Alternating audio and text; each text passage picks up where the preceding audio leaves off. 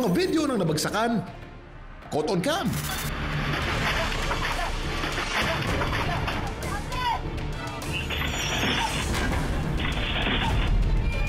Aray ko po. Para sa mga single since birth, hinay-hinay sa paghiling na sana may ma-fall sa inyo at magaya kayo sa kanila. Natakot sila at sumigaw habang nilalapitan yung ate ko. Sinugod po si Ate Lovely sa ospital.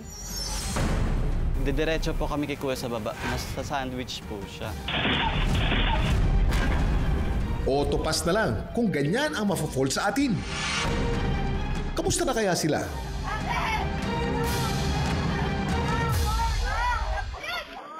Na-fall ka na ba? Anong klaseng fall po? Basta, na-fall ka na ba? Napunta ako sa misis ko lang. Yan! Anong message mo kay misis? I love you, ingat ka palagi. Andito lang ako para sa'yo. Asus, sana all swerte sa pag-ibig.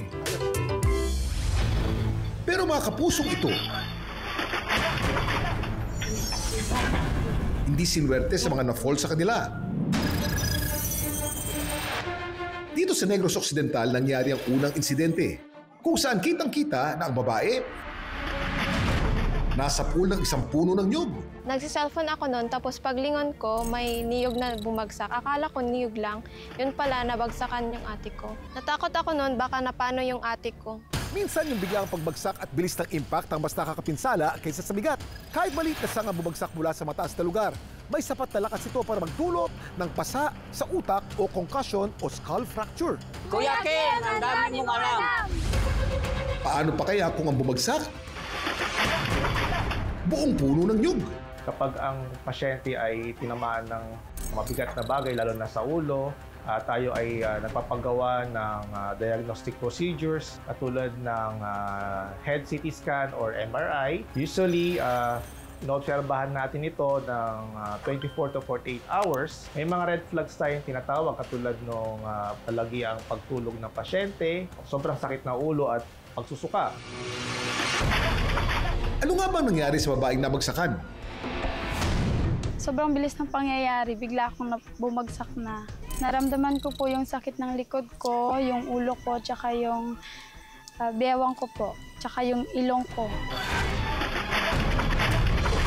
Kasi yun yung tumama sa nobela ng motor. Yun talaga yung pinakamasakit na part ng katawan ko nung time na yun.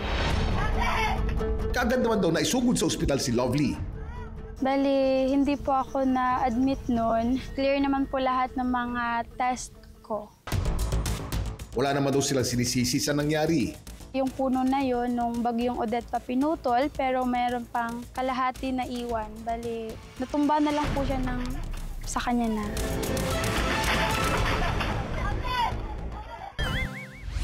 Para sa mga single dyan na naghihintay na may ma-fall sa kanila, paano kung hindi tao, kundi puno at kama ang ma-fall sa kanila? Sasaluhin niyo ba? Dito naman sa Taguig City, isang lalaking mahimbing na natutulog ang biglang ginising ng realidad. Ang isa sa mga nahulog, ang mismong kapatid pa niya. Yung isa ko pong kasama sa taas po, nagbabasa po siya ng libro. Pagbasa niya po ng libro, narinig po siyang isang crack po. Tapos bigla po kaming bumagsak po pa ilalim. Iniisip po talaga po si Kuya nung una pa lang. Gawa sa plywood ang kama na nahulog.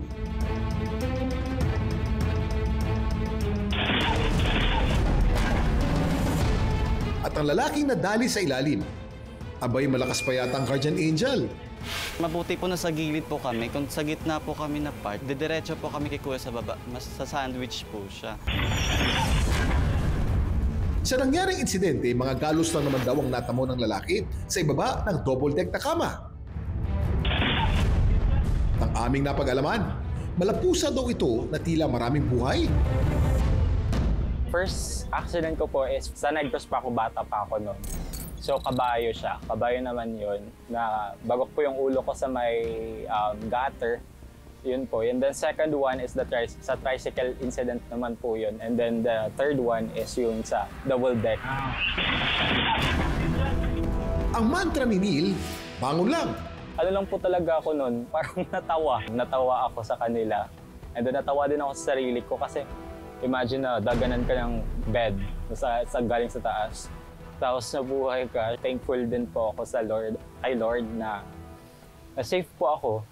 Sadyang swerte nga lang ba si Neil?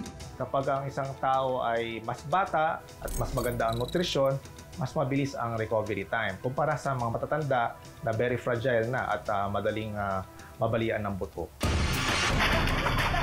Minsan hindi talaga inaasahan ang mga ganitong pagkakataon.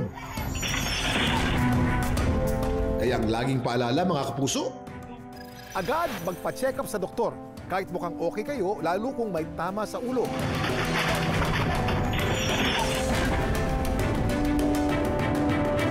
Ang dami mong alam, Kuya Kim.